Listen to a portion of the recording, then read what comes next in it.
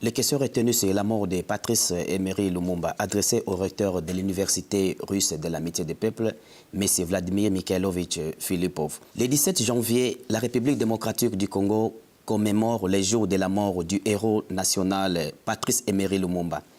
Quelle est votre opinion sur sa personnalité et son rôle de la libération du pays au colonialisme? Non seulement dans notre université, mais partout en Russie et dans de nombreux pays du monde, l'on sait que Patrice Emery Lumumba est le symbole d'un leadership national qui a donné sa vie pour la liberté de son peuple et pour la libération des peuples de l'Afrique de l'oppression coloniale. Chaque année, les étudiants de 150 pays viennent suivre leurs études à notre université. La personnalité de Patrice Lumumba est pour nous un modèle pour former une élite professionnelle et politique mondiale en inculquant aux étudiants étrangers l'esprit d'initiative et les vertus patriotiques. En même temps, dans une telle université, les étudiants trouvent des amis venus des dizaines de pays, ce qui est important pour leur future activité professionnelle et pour la réalisation des intérêts géopolitiques de leur pays. En prenant en considération votre expérience immense, selon le poste du recteur que vous occupez dans cette grande prestigieuse université, quelles sont vos impressions par rapport aux étudiants congolais qui sont ici et qui finissent dans cette université? Les étudiants de la République démocratique du Congo se démarquent par leur activité et par un grand sens de responsabilité.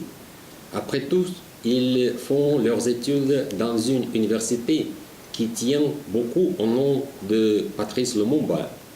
Dans notre université, on a publié plusieurs livres consacrés à Patrice Lumumba. Il y a aussi au musée de l'université russe de l'amitié des peuples une section consacrée à lui. Tous les étudiants prennent connaissance de la biographie de Patrice Lumumba. L'attitude des professeurs et du personnel de l'Europe à l'égard des étudiants congolais est très amicable et chaleureuse. Vous ne pourriez pas dire quelques mots sur les liens qu'a Rouden avec autres universités et établissements d'enseignement supérieur des pays africains, en particulier en République démocratique du Congo? Malheureusement, au cours des dernières années, cette connexion a été perdue, mais la visite de la délégation du cabinet du ministre congolais dans notre université a donné un nouveau élan à ce processus. Nous avons envoyé des projets, des accords pertinents aux plusieurs universités congolaises et nous attendons développer cette coopération.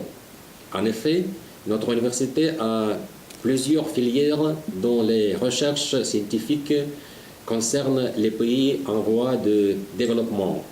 Médecine tropicale, agriculture tropicale, construction et architecture dans des pays au climat chaud et beaucoup d'autres. En outre, en tenant compte de la mission de l'Europe en tant que l'université internationalisée qui accueille des étudiants de 150 pays, l'Europe mène beaucoup de recherches dans les domaines des sciences humaines, sociales et économiques des pays d'où viennent des étudiants. Cette expérience peut également être utile à nos collègues de plusieurs universités de l'Afrique. Si possible, avec l'autorité qui vous a été conférée, vous ne pouvez pas revenir avec l'ancienne appellation de l'université du nom de Patrice Emery Lumumba? Je pense que cela n'a rien à voir avec le nom de l'université. À l'époque soviétique, l'université portait le nom de Patrice Lumumba, mais ce n'était pas une université à libre accès de tous. Pour y entrer, on devait avoir les recommandations du Parti communiste. Maintenant, l'université russe de l'amitié des peuples répond plus aux idéaux de Patrice Lumumba. Le nombre de pays dont les étudiants viennent chez nous a triplé. On peut entrer à l'université indépendamment des positions politiques et de la religion. En outre, ces dernières années, nous avons fait beaucoup plus pour la perpétuation du nom au et de l'affaire de Patrice Lumumba qu'à l'époque soviétique. Le nom actuel, l'Université russe de l'amitié des peuples, reflète aussi les nouvelles réalités. Par rapport à l'époque soviétique, où 2/3 des étudiants étaient étrangers et seulement 1/3 des étudiants venaient de l'URSS, la situation a radicalement changé. 2/3 sont à présent des étudiants russes et seulement 1/3 des étudiants sont étrangers. Vous ne pourriez pas dire quelques mots sur les perspectives du développement de l'université dans le XXIe siècle? L'Université russe de l'amitié des peuples est aujourd'hui l'un des leaders de l'enseignement supérieur russe et mondial. Selon les classements russes, ça fait déjà 20 ans que l'Europe fait partie de 5 meilleures universités russes.